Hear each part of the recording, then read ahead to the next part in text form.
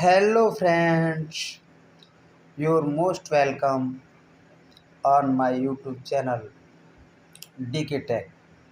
Please subscribe my channel. मेरे YouTube channel टीकी take पर आपका बहुत बहुत स्वागत है।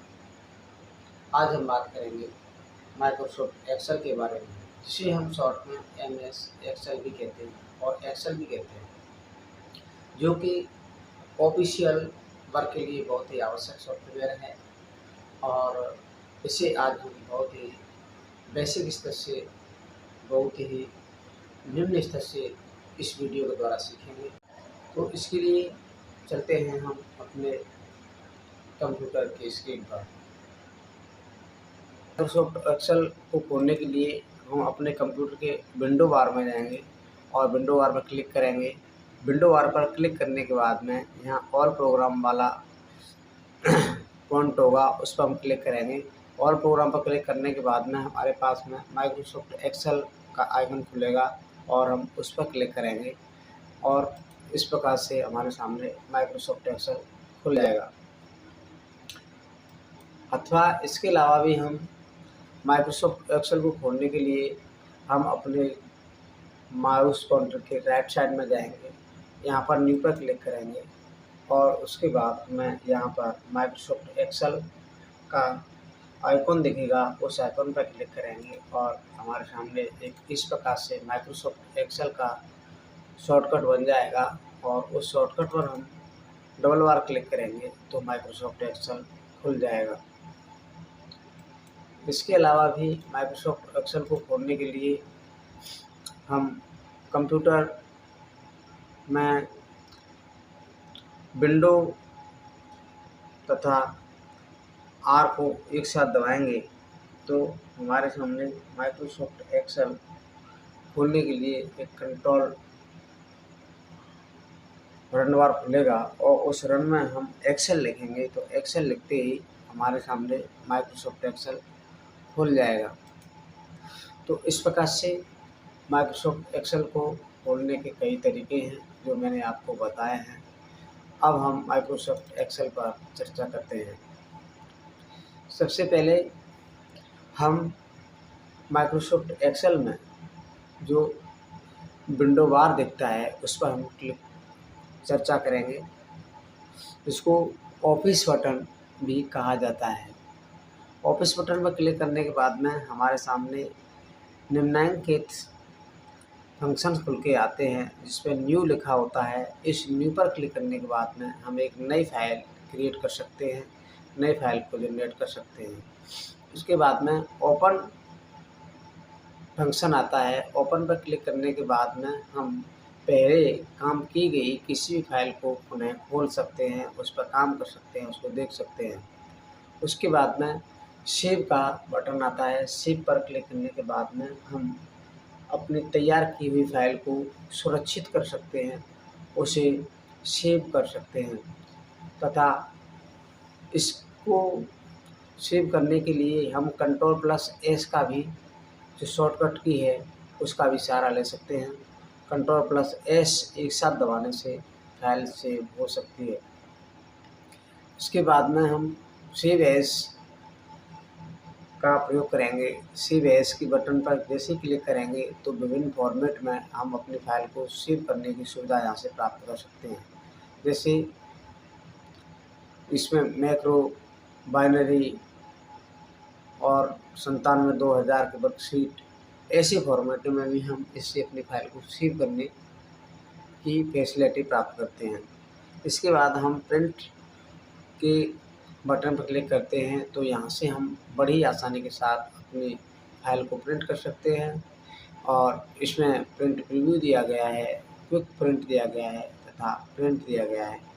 इन तीनों का हम उपयोग कर सकते हैं। प्रिंट देने के लिए यहाँ पर हम इससे अपनी फाइल को प्रिंट कर सकते हैं। क्विक प्रिंट से हम जल्दी से जल्दी अपनी फाइल को प्रिंट कर सकते हैं और प्रिंट प्रीव्यू से हम अपनी तैयार की हुई फाइल को पहले देख सकते हैं कि किस प्रकार से हमारी फाइल तैयार होकर के हमारे प्रिंट के द्वारा निकलेगी। इसके बाद में प्रिपेयर का बटन आता है जिसमें हमें निम्न सुविधाएं मिलती हैं, प्रॉपर्टी, इम्पैक्ट वगैरह। और इसके बाद में सेंड का बटन आता है। सेंड पर क्लिक करने के बाद में हम अपने फाइल को ईमेल पर भेज सकते हैं या इंटरनेट फैक्स पर भेज सकते हैं। और उसके बाद में पब्लिश का बटन आता है। इससे हम अपनी फाइल को पब्लिश कर सकते हैं तथा उसके बाद क्लोज आता है और इससे हम अपनी जिस फाइल पर काम कर रहे हैं उसे बंद कर सकते हैं।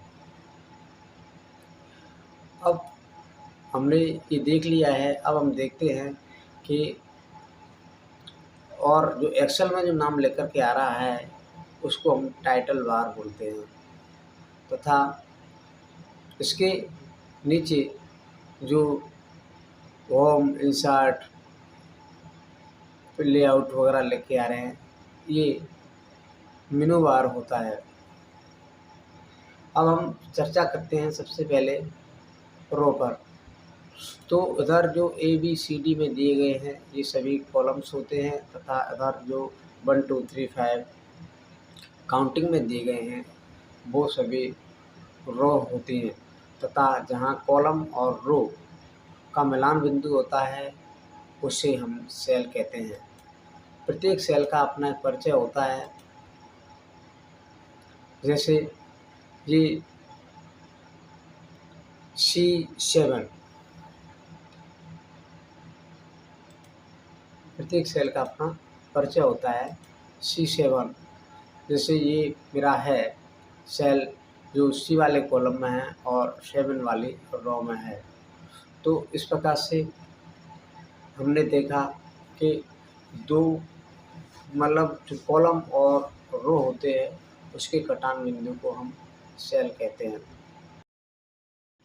यदि आप माइक्रोसॉफ्ट एक्सेल 2007 का वर्जन इस्तेमाल कर रहे हैं तो इसमें डिफ़ॉल्ट में 3 शीटें दी हुई होती है। अब हम बात करते हैं शीट के बारे में। तो शीट के बारे में हम जैसे ही शीट पर क्लिक करेंगे तो हमें निम्न फंक्शन दिखाई देंगे। नंबर 1 इंसर्ट पर क्लिक करने के बाद में हमारे सामने एक नई शीट क्रिएट हो जाती है, नई शीट जनरेट हो जाती है। इसके लिए हम इंसर्ट पर क्लिक करेंगे। इंसर्ट पर क्लिक करने के बाद में हम ओके पर क्लिक कर देंगे तो हमारे सामने एक नई शीट क्रिएट हो जाएगी। इसके बाद यहाँ पर डिलीट का ऑप्शन आता है। यदि हम किसी शीट को डिलीट करना चाहते हैं तो इस डिलीट पर क्लिक करने के बाद में हम शीट को डिलीट भी कर सकते हैं। इसके बाद में ऑप्शन आता है रीनेम का। हम यहाँ पर रीनेम पर क्लिक करेंगे तो हम उस शीट को किसी भी प्रकार का नाम दे सकते हैं, कोई भी नाम दे सकते हैं।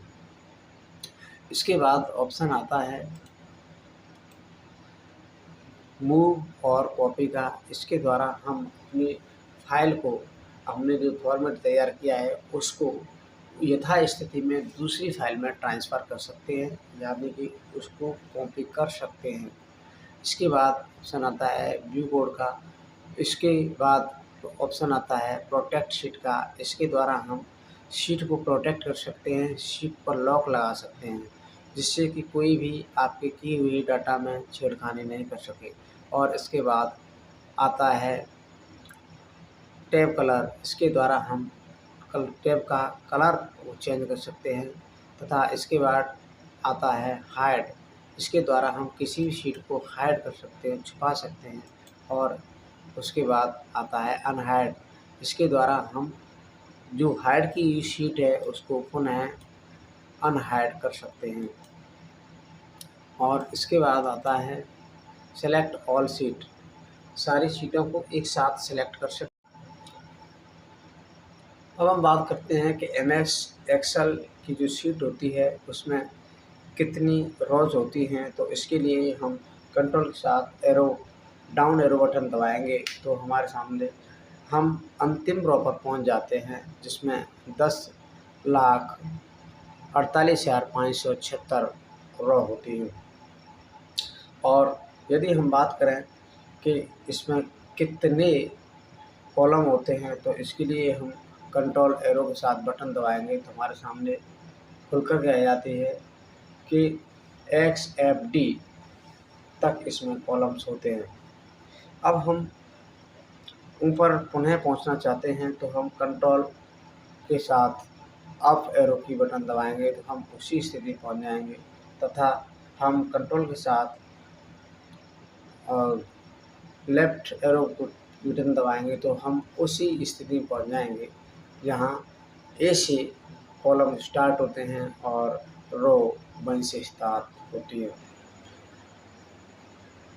जैसा कि आपने इस वीडियो के द्वारा देखा और सीखा कि माइक्रोसॉफ्ट एक्सेल किसे कहते हैं और इसमें कौन सा फंक्शन किस काम आता है, तथा शीट में कितने कॉलम से ड्रॉ होते हैं और शीट पर हम किस प्रकार से काम कर सकते हैं, तथा शीट को किस प्रकार से नई शीट इंसर्ट कर सकते हैं, डिलीट कर सकते हैं, रीनेम कर सकते हैं। तो यदि आपने वीडियो को पूरी तरह से देखा होगा तो मैं विश्वास करता हूँ कि ये वीडियो आपके लिए बहुत ही लाभकारी रहा होगा। यदि आपको मेरा वीडियो अच्छा लगा हो तो मेरे यूट्यूब चैनल को लाइक करें, शेयर करें, सब्सक्राइब करें, क्योंकि आपके ऐसा करने से हमारा उत्साहवर्धन होता है और हम ऐसी वीडियो टेक्निक वीडियो बना करके लाते रहते हैं, जिससे कि आप लोगों को उपयोगी साबित हो सके।